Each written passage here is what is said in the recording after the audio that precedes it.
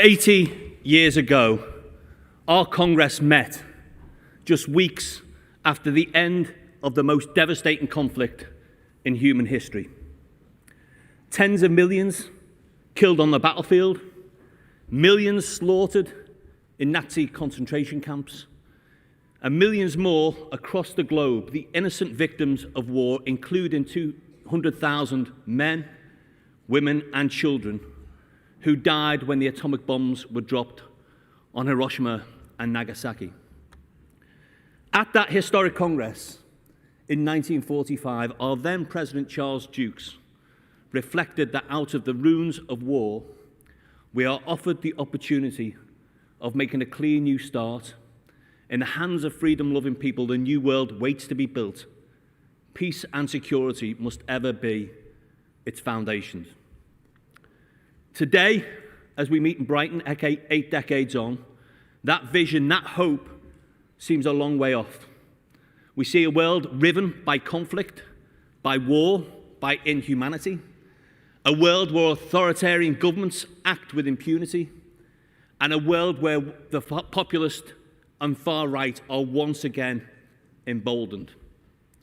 So my first call to you today is simply this: let us honour the vision set out to delegates at that Congress in 1945. Let us take a stand for solidarity, not division, and for a world where everyone can live, thrive, and work in peace.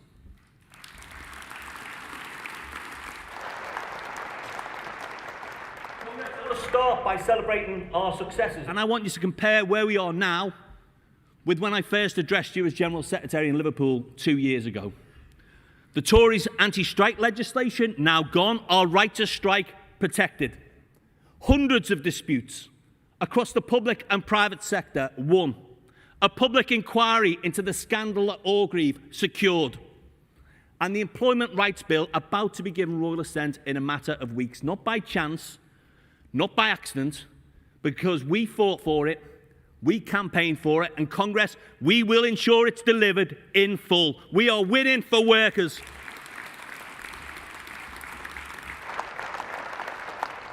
And that's not all. It was unions and the Labour government working together that saw Parliament recalled and thousands of jobs saved in British Steel.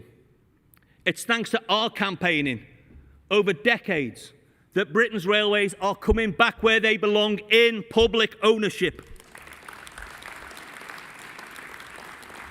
And it's thanks to us and our calls for taxes on the wealthiest that at the budget, the Chancellor abolished tax breaks for non-DOMs, introduced VAT on private school fees, increased taxes on private jets, and even clamped down on well-known TV personalities buying farms to avoid taxes. Taxes that are vital for our NHS and our schools, again, not by chance, not by accident, but because we fought for it, we campaigned for it, and Congress, we won it.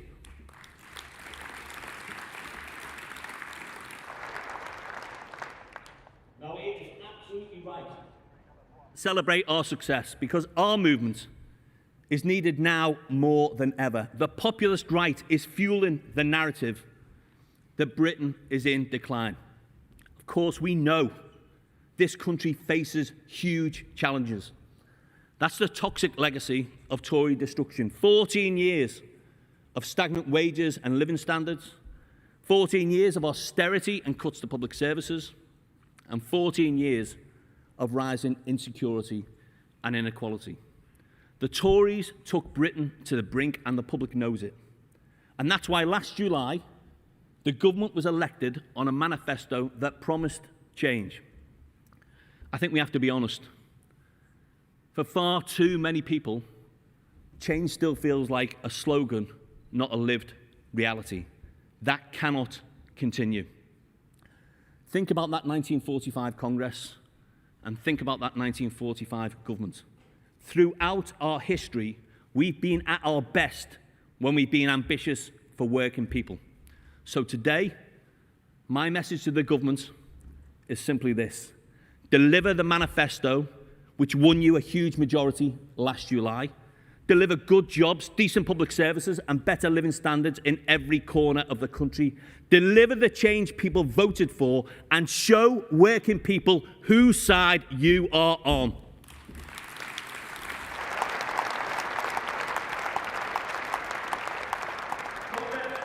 If the choice is asking the rich to pay their fair share of tax or cutting our public services, then a Labour government must always be on the side of patients, parents and pensioners. If the choice is a fair deal for low-paid women or pandering to the outsourcing giants who profit from poverty pay, then a Labour government must always be on the side of people struggling to make ends meet. And if the choice is making sure the Amazons of this world play by the rules or allowing corporate bully boys to trample over workers' rights, then a Labour government must always be on the side of workers standing up for a fair deal. And don't just tell people you're on their side, show them. Introduce a windfall tax on record bank profits and gambling companies and back it with new taxes on wealth. Congress, if billionaires can afford fleets of private yachts and the odd day trip into space and weddings that shut down Venice, they can pay a bit more tax.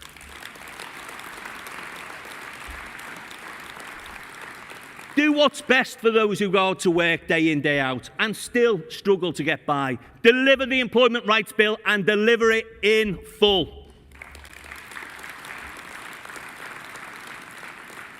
And make it clear, a Labour government will never stand aside and watch your child's potential be wasted because of poverty. Lift the two-child cap and give our kids the future they deserve.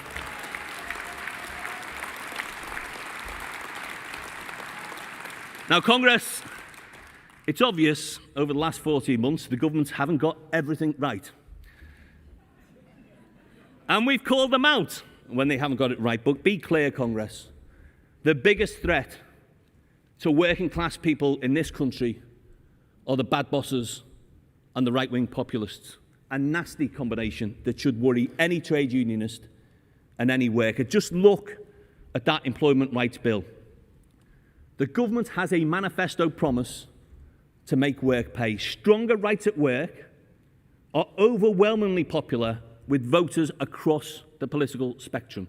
The public knows decent work is the best way to deliver the reset this country needs, the best way to improve living standards, and the best way to rebuild our communities hit hard by low pay and insecure work. The sort of communities Nigel Farage likes to say he represents.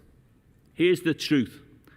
There is a world of difference between what Nigel says and what Nigel does. Every single Reform MP, including Mr Farage, voted against outlawing fire and rehire, against banning zero-hours contracts, and against day one rights for millions of workers. So here's my challenge to Nigel Farage. Say you stand up for working people, then ignore your wealthy backers and vote for that Employment Rights Bill.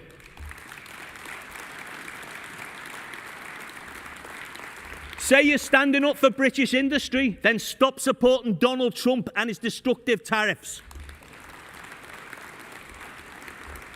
And say you believe in the NHS, then look the British public in the eye and tell them why you support a US-style private healthcare system. Nigel Farage, it is about time you came clean about whose side you're really on.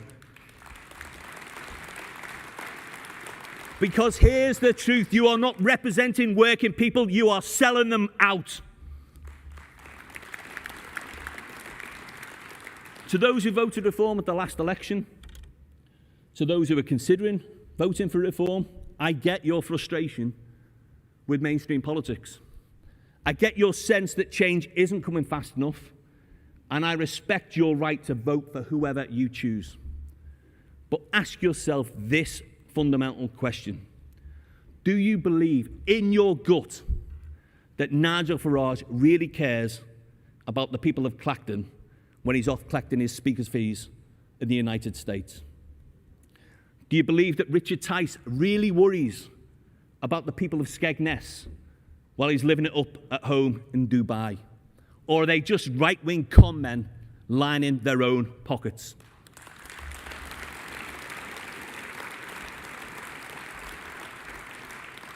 And listen, they're not alone. The modern Tory party loses credibility with every single passing day. And I just have to say this. No amount of TikToks or Ozempic or expensive haircuts will ever hide the inner ugliness of Robert Jenrick. The man who ordered murals painted over in a reception centre for children seeking asylum is indeed a xenophobe, an opportunistic xenophobe, helping to create a political climate that ends up with far-right thugs laying siege to hotels and black and Asian people being threatened and harassed on our streets. And let me just say this about flags. I understand people take pride in the Union Jack, in the St. George's Cross, the Saltire, and the Red Dragon. But Congress patriotism is about more than flags.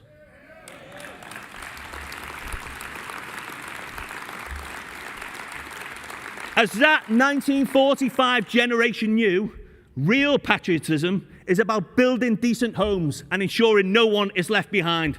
It's about creating good jobs so people aren't left in poverty and feel pride in their labour. And real patriotism is never about daubing graffiti on people's homes or shops or intimidating our friends and neighbours. That's not patriotism, and it should shame anyone who loves this country.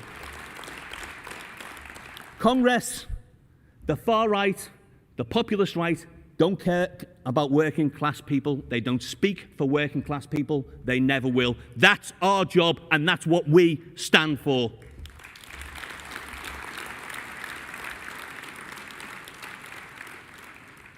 Now, 2 years ago, I told you about my granddad Joe and about my pride in him coming to Britain from Poland to help in the fight against fascism. And my even greater pride in him building his life here in Britain. Part of that 1945 generation who rebuilt this country and rebuilt Europe after the war.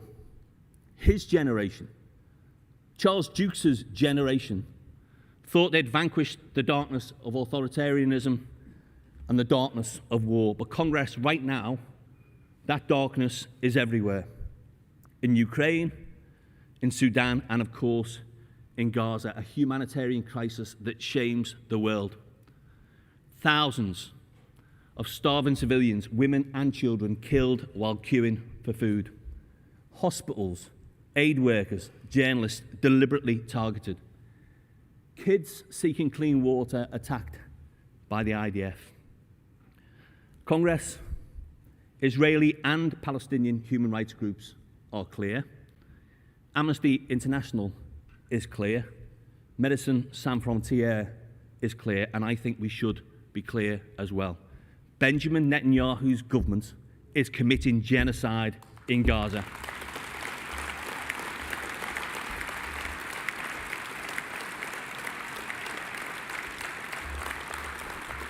In April, I travelled to Palestine and I saw the conditions workers and unions face in the West Bank. One of the communities I visited, where a mosque had been burnt out, is now being erased from the map at gunpoint by illegal settlers. Homes, land and livelihoods stolen. Congress, I am so proud to say that today and at our Congress we're joined by Shahir Saeed, the General Secretary of the Palestinian General Federation of Trade Unions. Shahir, please.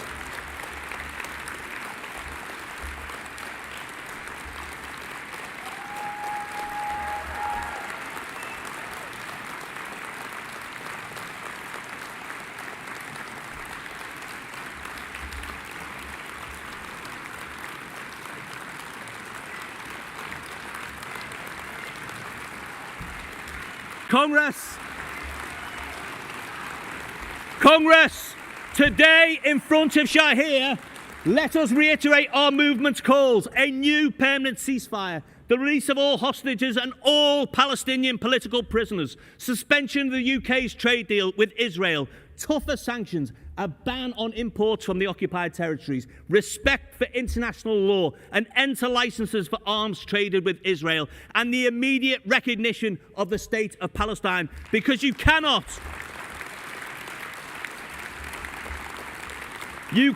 have a two-state solution without a safe, secure and free Palestine.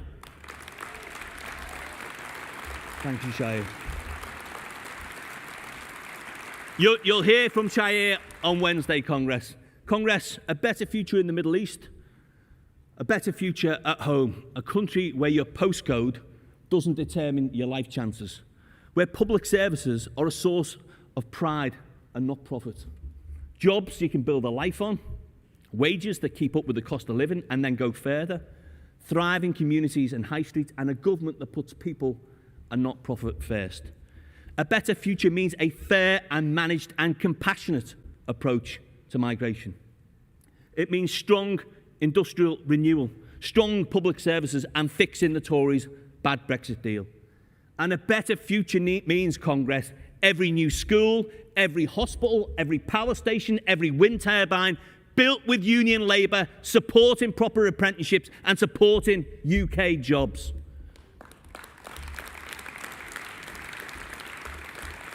Congress, we have a huge amount to do to put right 14 years of Tory government, but I know that our movement can and will rise to the challenge because we've done it before and we can do it again.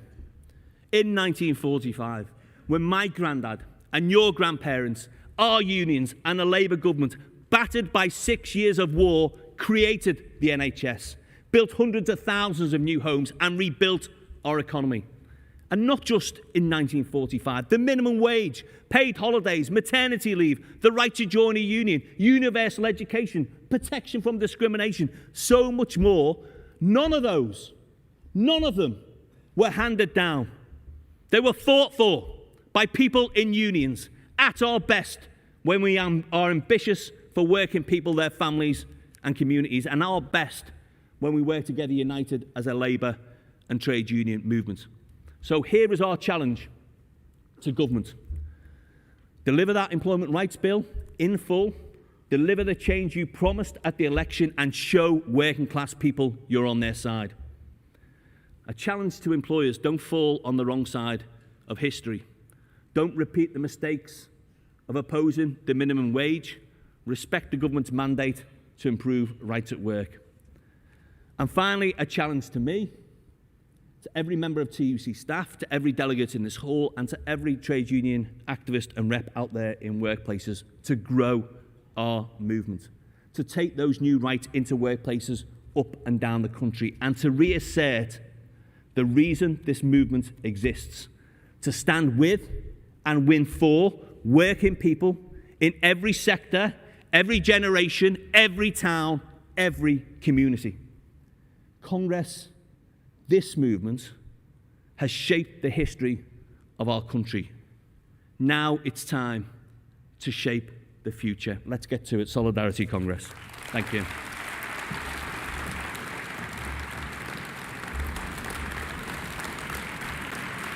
Thank you, Congress.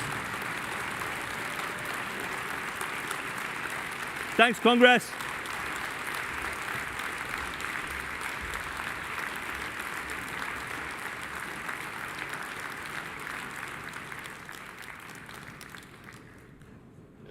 John, what do you make of what Paul was saying? Well, there were three things that really stood out for me. First of all, there was the attack on Nigel Farage and Reform UK. Secondly, the very personal attack on Robert Jenrick and inner ugliness and references to Ozempic and his haircut and stuff like that. And then, of course, on today of all days, of course, Mr. Nowak launched a bitter attack on Israel for its actions in Gaza, accusing Prime Minister Netanyahu of genocide. That was a very strong section. He talked about how he'd visited Gaza earlier this year and seen for himself what was happening there. So a pretty punchy speech from Mr. Nowak. All the predictable stuff was in there about workers' rights and so on. But it was very political in that he was actually really doing Labour's bidding by attacking Labour's political opponents. Notably, perhaps notable that he started by attacking Nigel Farage and Reform and then moved on to the Conservatives. And he didn't mention Kemi Badenoch. He singled out Robert Jenrick. So that is obviously a sign of who he and perhaps the TUC feel are the union's main opponents. But a pretty punchy speech from Mr. Nowak, who he talked about how his grandfather came from Poland. We've heard that before, actually. Came to Merseyside to escape fascism. And, of course, so he feels quite strongly about the whole Middle East issue. And pretty strong for him to talk about genocide, a word we have not heard yet from the British government. Will we get a change of tone from the new Foreign Secretary, Yvette Cooper? We may do. Mr. Lamy stopped short of accusing the Israelis of genocide, but that was quite a powerful part of the speech, as was the attacks on Nigel Farage and not Kemi Badenoch, but Robert Jenrick. John Craig there in Brighton for us. Thank you so much. We'll have more reaction and analysis to the comments that come from the TUC in due course. Of course, plenty more on the Politics Hub live blog on the Sky News website and app.